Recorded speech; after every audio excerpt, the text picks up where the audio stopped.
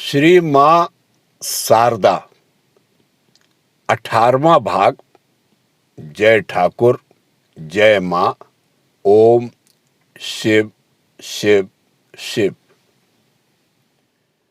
भक्तों के लिए ही वे अरूप रत्न रूप धारण करते हैं। मनुष्यों के सम्मुख अपने को अभिव्यक्त करने के निमित्त ही भगवान इस विचित्रमय विश्व की सृष्टि करते हैं।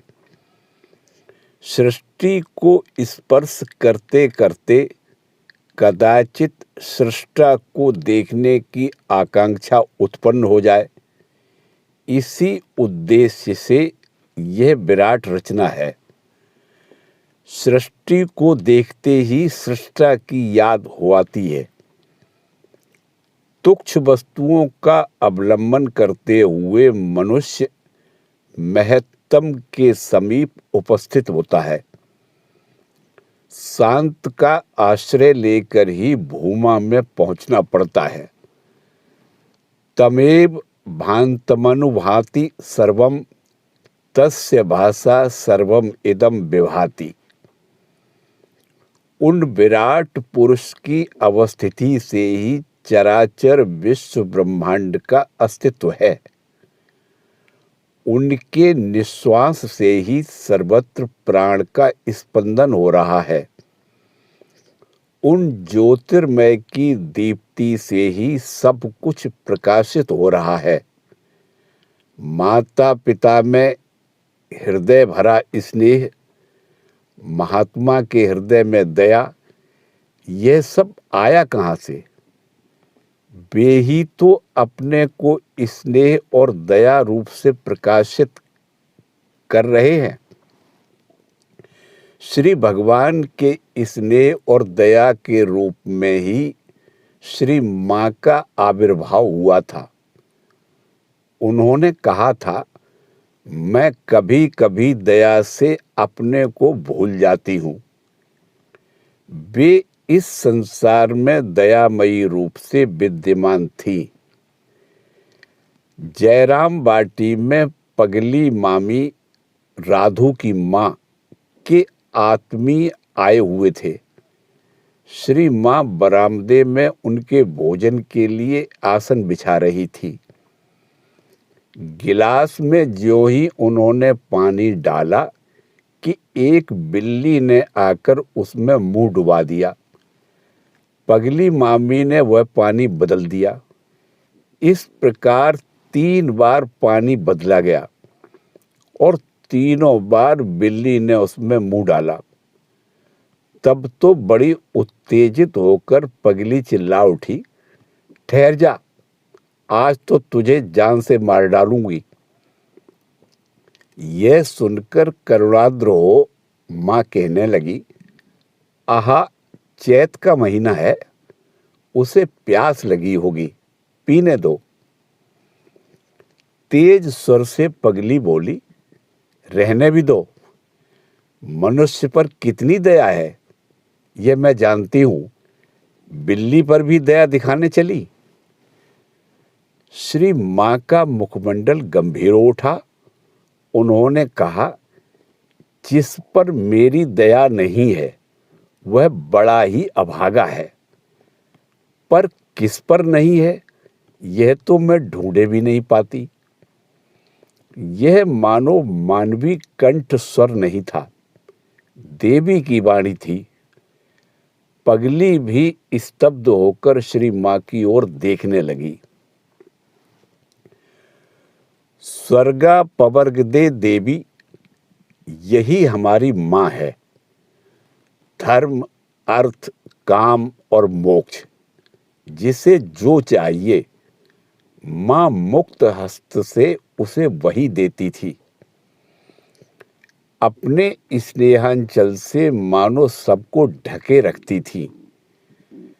कृपा छादन देने के लिए ही तो इस बार हमारी माँ आंचल में ढकी ढकी रहती थी। बिना किसी विचार के वे सबको अपनी गोद में उठा लेती थी। कीचड़ से सने हुए और कुमकुम से सुशोभित में कोई भेद नहीं था। वृक्ष के नीचे और प्रासाद में रहने वालों के बीच कोई भेद दृष्टि नहीं थी। उनके लिए सब कोई संतान थे और वे सबों की असली माँ थी। संतानों के अंगों से धूल कीचड़ पहुँचने के लिए ही तो उनका आंचल इतना विस्तृत था। संतानों पर गर्व करने वाली माँ का कहना था, मेरी संतान यदि धूल कीचड़ में अपने को सान ले तो मुझे ही तो उसको साफ करना होगा। श्री माँ तो मेरी संतान कह रही है, अरे तू भी एक बार कहना मेरी माँ।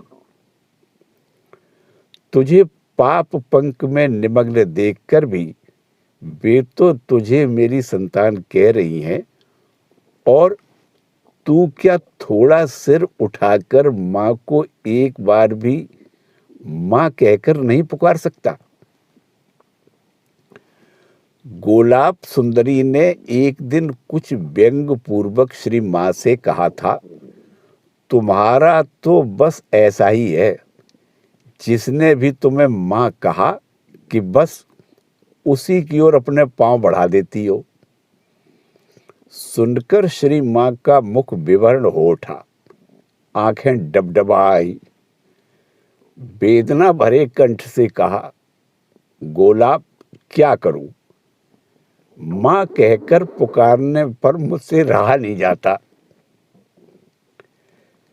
कातर कंठ से उन्हें एक बार माँ कहकर पुकारने से ही उनसे अमृत अभय की प्राप्ति हो जाती थी। उनका कहना था, मैं सत की भी माँ हूं और असत की भी, सती की भी माँ हूं और असती की भी। सुदूर शिलांग से कुछ भक्त श्री माँ के दर्शनार्थ जयराम बाटी रवाना हुए। उनमें से एक भक्त को स्वप्न में श्री माँ के दर्शन हुए थे। बाद में श्री माँ का एक चित्र देखकर उन्होंने समझा कि उन्हें स्वप्न में इन्हीं देवी के दर्शन मिले हैं। जयराम बाटी पहुंचकर उन्होंने देखा कि वही स्वप्न की माँ स्थूल देह में बैठी हुई है। अपार आनंद और विस्मय से भक्त विह्वल हो उठे। उन सभी भक्तों ने श्री माँ से महामंत्र प्राप्त किया। माता ने सभी को धरती से अपनी अभय गोद में उठा लिया। विदा लेते समय एक आश्रित भक्त ने श्री माँ के चरणों में प्रणाम करके पूछा, माँ मुझे और क्या करना होगा? उनके प्रश्न का आशय यह था कि श्री माँ शायद कोई विशेष साधन पद्धति, जप, पुरस्चरण, तपस्या इत्यादि के बारे में निर्देश करेंगी। श्री माँ ने बड़े स्वाभाविक कंठ से उत्तर दिया, तुम्हें कुछ भी नहीं करना होगा। विस्मित होकर भक्त ने पूछा, मुझे कुछ भी नहीं करना होगा? श्री माँ ने कहा, नहीं। भक्त के विस्मय का ठिकाना नहीं रहा। वे बोले, कुछ भी नहीं? श्री माँ के मुख से पुनः वही बात निकली, नहीं, कुछ भी नहीं। उनके कथन के साथ ही साथ भक्त का हृदय आलोकित हो उठा। वे समझ गए कि जिन्होंने कृपा की है, भवबंधन मोचन का सारा भार भी उन्होंने स्वयं ले लिया है। वे ही अमर पददायिनी भवानी है, जगत जननी है, फिर वे ही ज्ञान स्वरूपा हैं। कुछ महीने जयराम बाटी में रहकर श्री माँ कलकत्ता आई। जनवरी सन 1910 ईस्वी।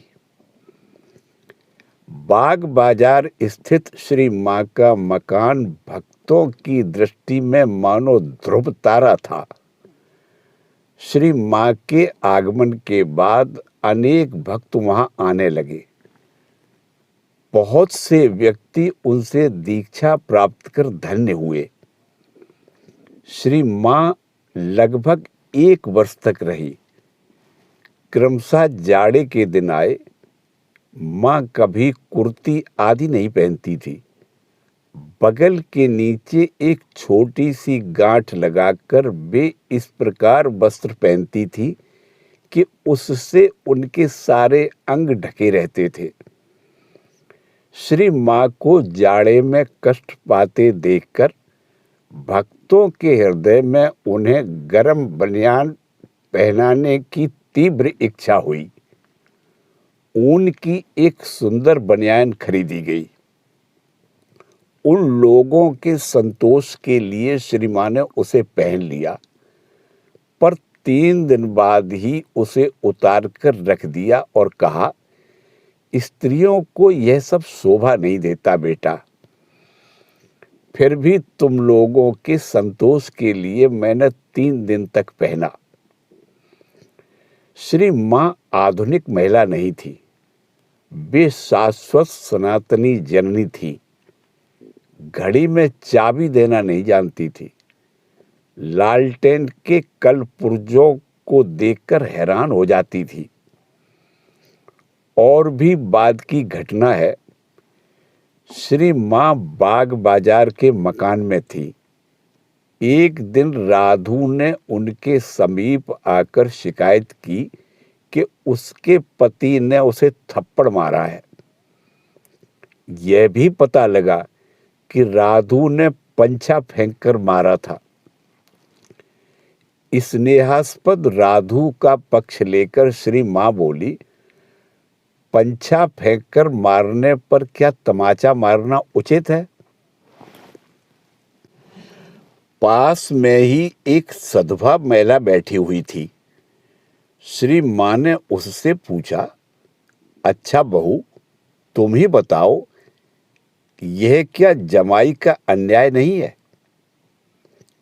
महिला भक्त ने कहा, यदि राधु ने पंछा फेंककर मारा हो तो उसका पति ऐसा अवश्य कर सकता है।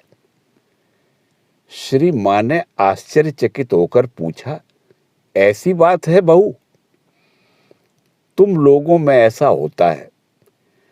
ठाकुर के साथ मेरा कभी ऐसा व्यवहार नहीं हुआ, इसीलिए मैं यह सब नहीं जानती।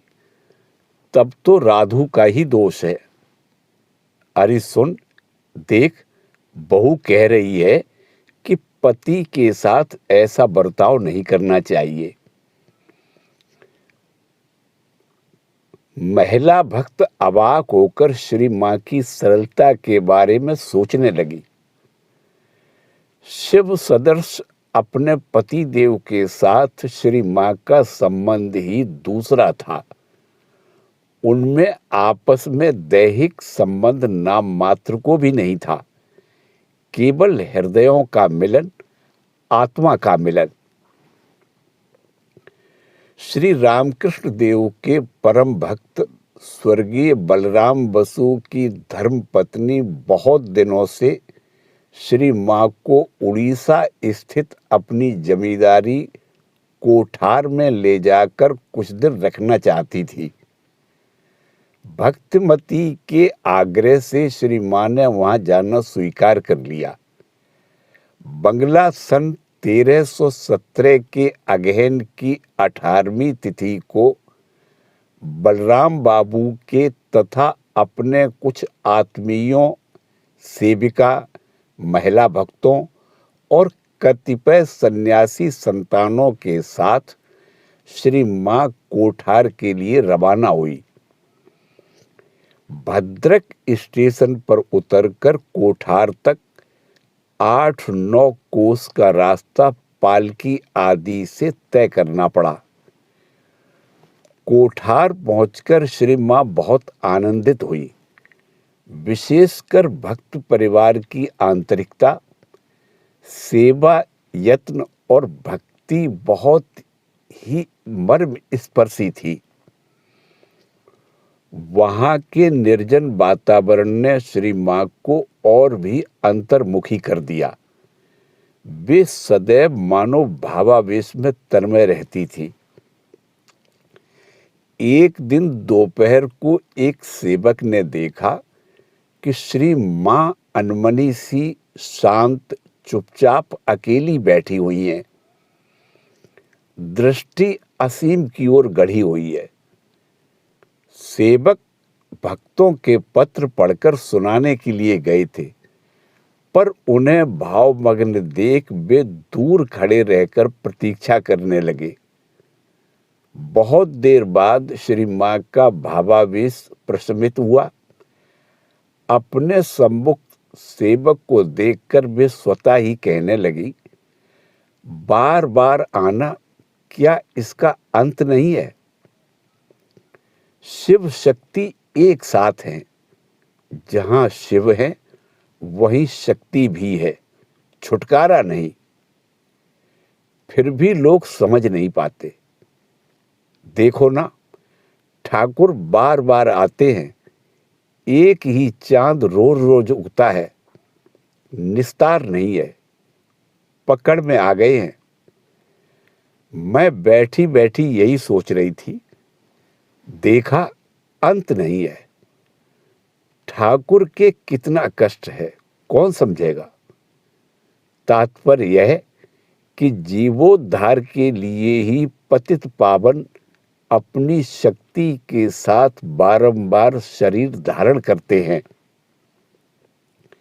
सेवक ने कहा, मां, केवल ठाकुर को ही क्यों, आपको भी तो इतना कष्ट उठाना पड़ता है। आप और ठाकुर तो एक हैं। संकोच के साथ श्री मां बोली, छी, ऐसी बात नहीं कहनी चाहिए। पगले, मैं तो उनकी दासी हूं। क्या तुमने पढ़ा नहीं? तुम यंत्री हो, मैं यंत्र हूं। तुम गृहिणी हो, मैं ग्रह हूं। जैसा कराते हो वैसा करता हूं, जैसा चलाते हो वैसा चलता हूं। सब कुछ ठाकुर ही हैं, उनको छोड़ कुछ भी नहीं है। उनके इस कथन के साथ मानो एक शाश्वत ज्योति की दीप्ति उतर आई और विराट निस्तब्धता छा गई। ठाकुर रामकृष्ण देव ही उनकी अंतरात्मा थे। उनका अहम ठाकुर में लीन हो गया था। उसने तस्येवाहम का रूप धारण कर लिया था। श्री मां कोठार में लगभग 2 महीने रही। उनकी उपस्थिति में वहां पर अत्यंत धूमधाम के साथ सरस्वती की पूजा हुई। रात्रि में नृत्य गीत के साथ पौराणिक अभिनय का आयोजन किया गया था। श्री कृष्ण और श्री राधिका बनकर अभिनय करने वाले 2 बालकों के मधुर संगीत एवं मनोहर नृत्य से श्री मां इतनी मुग्ध हुई कि उनकी विशेष इच्छा से दूसरे दिन रात में भी पुनः उसी अभिनय का आयोजन करना पड़ा। कोठार के पोस्टमास्टर ब्राह्मण थे, किंतु घटनावश यौवन में वे ईसाई हो गए थे। बाद में धर्म त्यागने के कारण उनके हृदय में घोर अनुताप होने लगा और वे अपने धर्म में वापस आने के लिए विशेष आग्रहवान हुए। श्री मां के आदेशानुसार विधिपूर्वक प्रायश्चित करने के पश्चात यज्ञोपवीत तथा गायत्री ग्रहण कर वे पुनः हिंदू धर्म में प्रविष्ट हुए। हिंदू धर्म ग्रहण करने के बाद दूसरे ही दिन माताजी ने उन्हें दीक्षा देकर कृतार्थ किया। श्री मां ने प्रसादी स्वरूप उन्हें अपना वस्त्र दिया। सर्वधर्म समन्वय के लिए ही श्री रामकृष्ण देव ने शरीर धारण किया था। अपने समग्र जीवन तथा साधनाओं द्वारा वे इसी समन्वय की प्रतिष्ठा कर गए। सभी धर्म सत्य हैं, यही सर्वधर्म समन्वय का मूल मंत्र है। धर्मांतरित को पुनः स्वधर्म में वापस लाकर क्या श्री मां ने सर्वधर्म समन्वय का ही उदाहरण स्थापित किया था? माता जी के जीवन की यह घटना विशेष रूप से ध्यान देने योग्य है। हमारी धारणा अनुसार सभी धर्म ईश्वर प्राप्ति के सच्चे मार्ग हैं। इस दृष्टिकोण से देखने पर धर्म त्याग का कोई स्थान नहीं रहता। फिर पूर्वोक्त पर धर्म ग्रहण सत्यान्वेषण की भावना से प्रेरित होकर नहीं था। उक्त ब्राह्मण बालक को किसी अन्य कारण से दूसरा धर्म ग्रहण करने के लिए उकसाया और प्रलोभित किया था। हिंदू धर्म कोई गलत मार्ग नहीं है, हिंदू धर्म भी सत्य है। अतः उसे पुनः उस सत्य धर्म में वापस लाकर श्री मां ने धर्म समन्वय की मर्यादा ही स्थापित की थी। विशेषकर जबकि धर्मांतरित व्यक्ति स्वयं ही अपने आचरण के लिए अनुतप्त हो चुका था। कोठार में रहते समय श्री मां के मन में श्री रामेश्वर दर्शन की दीर्घकालीन इच्छा बलवती हो उठी। उनकी यह अभिलाषा जानकर मद्रास से स्वामी रामकृष्णानंद जी ने श्री मां के दक्षिण भारत भ्रमण का सारा दायित्व अपने ऊपर लेकर उन्हें सादर आमंत्रित किया।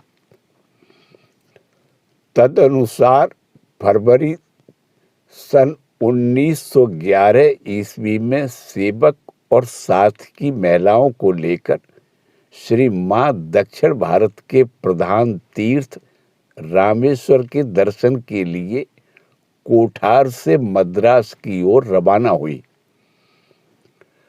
खुर्दा रोड स्टेशन के बाद गाड़ी सवेरे सवेरे विस्तृत चिल्का हृद के किनारे से होकर जा रही थी।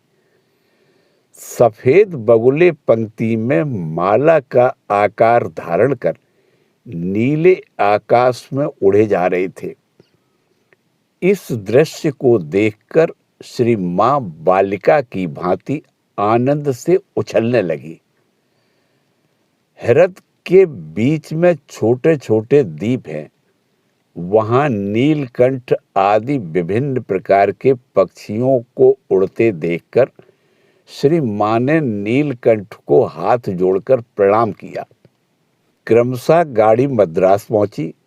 स्वामी रामकृष्णानंद जी देवी योग्य स्वागत सम्मान के साथ श्री मां को स्टेशन से लिवा ले गए और मैलापुर मठ के बिल्कुल समीपवर्ती एक किराए के मकान में यत्नपूर्वक उन्हें कुछ दिन रखा। वहां पर अनेक नर नारियों को श्री मां से दीक्षा प्राप्त करने का सौभाग्य मिला। बहुत से लोग उनके पुनीत दर्शन से कृतार्थ हुए। मद्रास से श्री मां और उनके साथियों को लेकर स्वामी रामकृष्णानंद जी रामेश्वर के लिए रवाना हुए। मार्ग में वे लोग मदुरा उतरे। मदुरा का विशाल मंदिर स्थापत्य कला की दृष्टि से भारत में अद्वितीय है। मंदिर में सुंदरेश्वर स्वामी शिवलिंग और मीनाक्षी देवी की मूर्ति की पूजा होती है। मंदिर की बगल में शिव गंगा नामक तालाब है। सबके साथ शिव गंगा में स्नान करके श्री मां ने देव दर्शन किया। वहां की प्रथा के अनुसार उन्होंने उस तालाब के किनारे पर घी के दीपक भी जलाए। मथुरा से श्री मां रामेश्वर आईं। प्रसिद्ध रामेश्वर का मंदिर रामनाद के राजा के अधिकार में है। वे स्वामी विवेकानंद जी के शिष्य थे।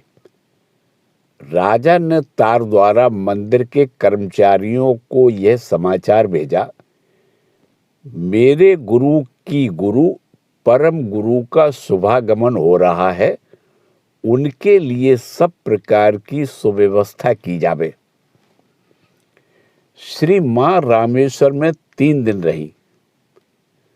दक्षिण भारत की तत्कालीन प्रथा के अनुसार पुरोहितों के अतिरिक्त अन्य किसी ब्राह्मण यात्री को भी गर्भ मंदिर में जाकर पूजा करने नहीं दिया जाता था, किंतु राजा की विशेष आज्ञा से अपने साथियों के साथ श्री मां ने गर्भ मंदिर में जाकर स्वयं अपने हाथों से पूजा की।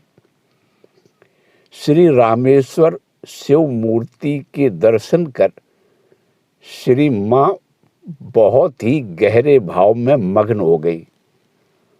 उन्होंने गंगा जल से शिवजी को नहलाकर स्वामी रामकृष्णानंद जी द्वारा संग्रहित 108 स्वर्ण निर्मित बिल्व पत्रों तथा अन्यान्य उपकरणों से उनकी यथाविधि अर्चना की।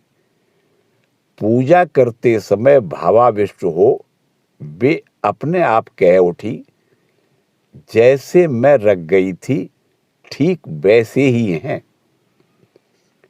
समीपवर्ती किसी सेवक ने उस बात को सुनकर रोमांचित हो प्रश्न किया, मां तुमने यह क्या कहा?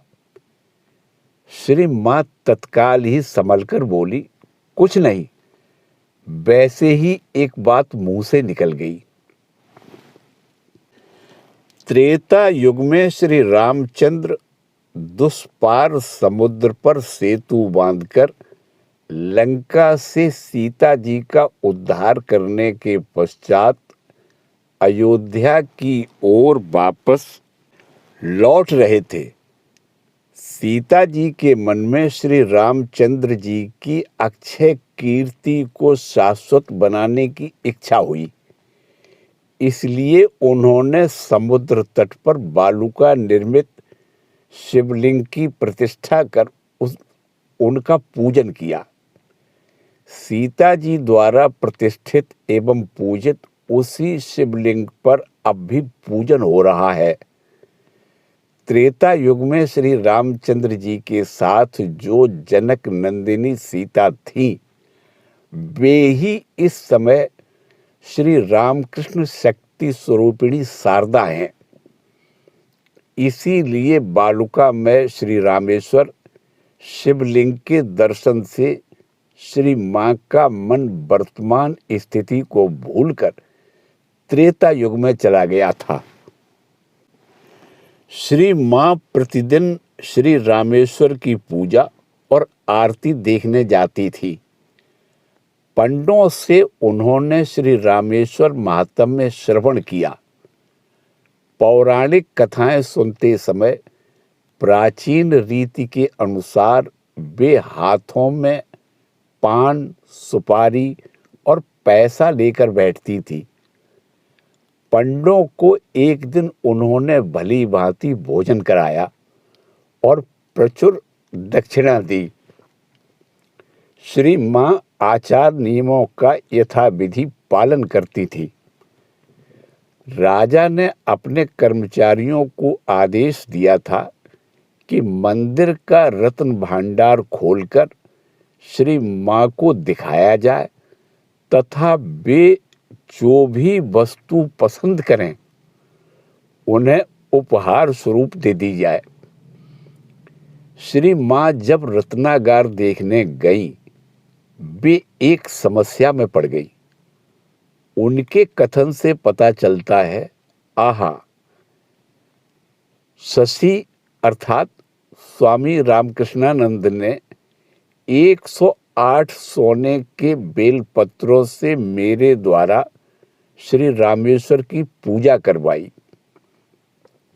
रामनाद के राजा ने अपने दीवान को आदेश दिया कि मुझे राजप्रासाद और खजाना आदि सब कुछ खोलकर दिखाया जाए और यदि मैं कोई चीज पसंद करूं तो उसी समय वह मुझे उपहार में दे दी जाए।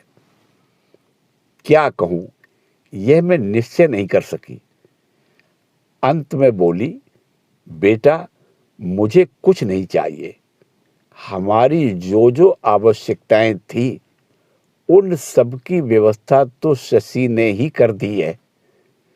फिर भी उन्हें कहीं खेद न हो, इसलिए मैंने कहा, अच्छा, राधु को यदि किसी चीज की जरूरत हो तो वह मांग लेगी। राधु से मैंने कहा, देख, अगर कुछ चाहिए तो ले सकती है। बाद में जब हमें हीरा जवाहरात की चीजें दिखाई गई तब तो मेरी छाती धड़कने लगी।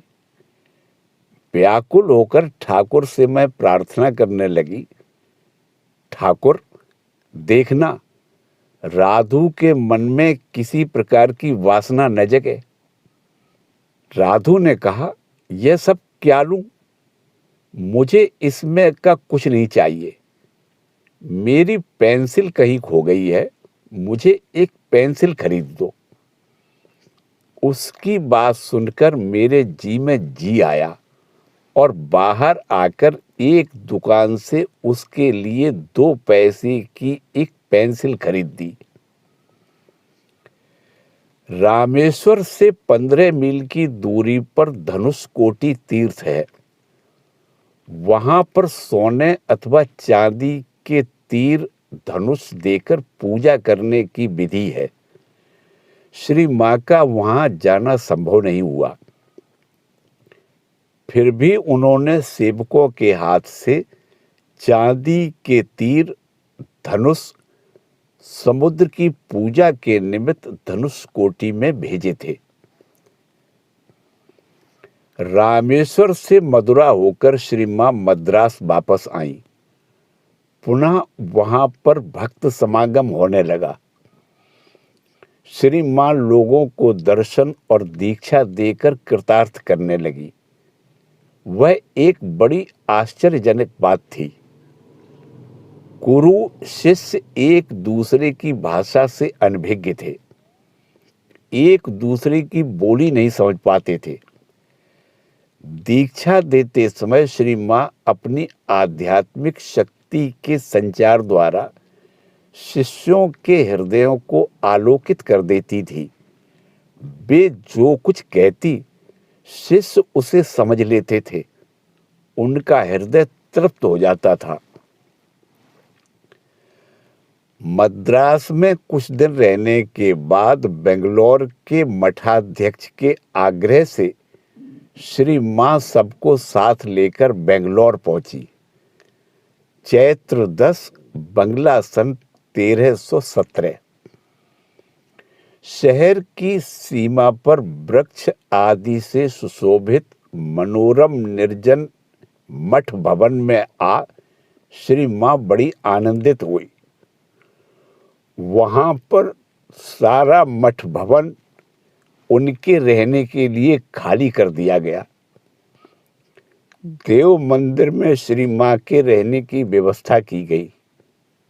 उनके साथ की महिलाएं विभिन्न कमरों में ठहरी। मठ के सन्यासी, ब्रह्मचारी तथा श्री मां के सेवकों के रहने के लिए मठ के आंगन में तंबू ताने गए। श्री मां के शुभागमन के कारण मठ में बहुत से लोग आने लगे। श्री मां ने कहा था, बेंगलोर में लोगों की कितनी भीड़ रहती थी। गाड़ी से उतरते ही लोग फूल बरसाने लगे। रास्ते में फूलों का ढेर लग गया। ठाकुर का भाव सब ओर फैल गया है, तभी तो इतने लोग आते थे। जय ठाकुर, जय मां, ओम शिव शिव शिव।